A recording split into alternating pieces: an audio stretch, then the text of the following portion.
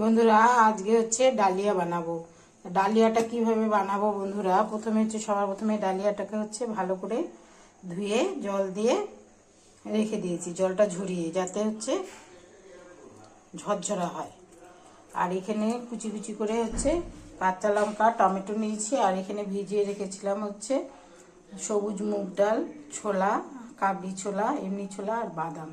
আর এখানে বিভিন্ন ধরনের সবজিগুলো হচ্ছে ফুটিয়ে নিয়েছি। এখানে ফুলকপি আছে, বেগুন আছে, আলু আর হচ্ছে কোয়াশ, এগুলো হচ্ছে আছে। এগুলোকে সেদ্ধ করে জলটা ঝরিয়ে নেব। এর মধ্যেই হচ্ছে আবার এই যে এগুলো দিয়ে দেব, আবার এইটাও দিয়ে দেব, দিয়ে এটাকে সুন্দর করে ভাপিয়ে নেব। এখানে ফোড়নে দেব বন্ধুরা শুকনো লঙ্কা, একটু পাঁচ ফোড়ন দেবো, কারণ এর মধ্যে হচ্ছে মেথি আছে, কালো জিরা আছে, এটা সেন্টটা খুব ভালো লাগে। আর তেজপাতা আর লং, এলাচ, দারচিনি আর লং এলাচটা হচ্ছে একটু থেতে করে নিয়েছি। এখন হচ্ছে কড়াইতে তেল দিয়ে দিয়েছি, ঠিক আছে। তেলটা একটু গরম হয়ে এসছে, এখন সমস্ত ধরনের ফোড়নগুলো এর মধ্যে দিয়ে দেবো। এগুলো ছেঁকা হয়ে গেছে, এই ছাঁকনি দিয়ে এগুলোকে ছেঁকে নিয়ে এই যে গ্যাসে যে আমি ফোড়নটা দিয়েছি এটা হয়ে গেছে। এখন এই সবজির মধ্যে একে একে একটু মশলা অ্যাড করবো। হলুদ দেবো, আর হচ্ছে এখানে বিট লবণ আর সাদা লবণ অল্প অল্প করে নিয়েছি, এটা দেবো। অল্প হচ্ছে গরম মশলার গুঁড়ো দেবো, আর অল্প একটু কাশ্মীরি লঙ্কা গুঁড়ো দেবো, একটু কালারের জন্য জাস্ট।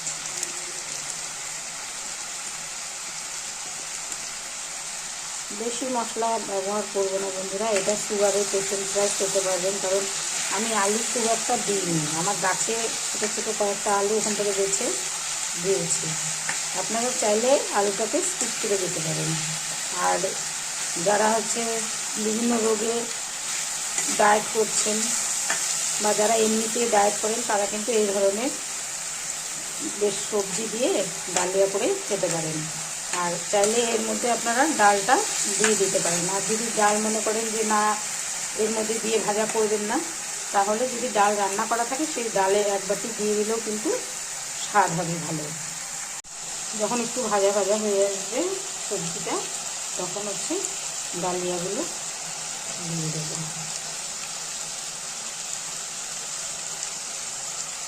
আমি এক বাটি ডাল রান্না করে রেখেছি, সেই ডালটাই আজকে অ্যাড করব। আর যারা ডাল খেতে ভালোবাসেন তারা দিবেন, যারা ডাল খেতে ভালোবাসেন না তারা দেবেন না। এই ডালিয়াটা সবজিটা ভাজার সময় বন্ধুরা আমি হচ্ছে রান্না করা এক বাটি মুগের ডাল এটা অ্যাড করব, কারণ আমার আছে অনেকটা ডাল, যার জন্য এর মধ্যে দিয়ে দিলাম। আর আপনারা চাইলে কাঁচা মুগ ডালও ইউজ করতে পারেন। কিছুক্ষণের জন্য এটাকে ঢেকে রেখে দেব। আর এদিকে গরম জল বসিয়ে দিয়েছি, গরম জলটা হোক। এই যে বন্ধুরা, কেউ যদি মনে করেন যে ঝরঝরা খাবো, তাহলে কিন্তু এরকম করেও খেতে পারেন। কিন্তু আবার কেউ যদি মনে করেন যে না একটু বেশ নরম নরম খাবো খিচুড়ির মতন, এটা তো নামিয়ে দিলে আবার একদম ঝরঝরা ভাতের মতন হয়ে যাবে। এটাও খেতে খুব টেস্ট হয়, একদম পোলাওর মতো, ঠিক আছে। এখন এই যে জলটা ফুটে গেছে, এই জলটা হচ্ছে এর মধ্যে দিয়ে দেব।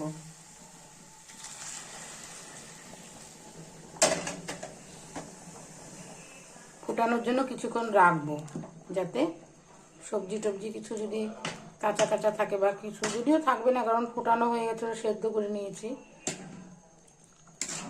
এটা আরও কিছুক্ষণ থাকবে, তারপরে নামিয়ে দেবো। বন্ধুরা আমার হচ্ছে ডালিয়াটা তৈরি হয়ে গেল।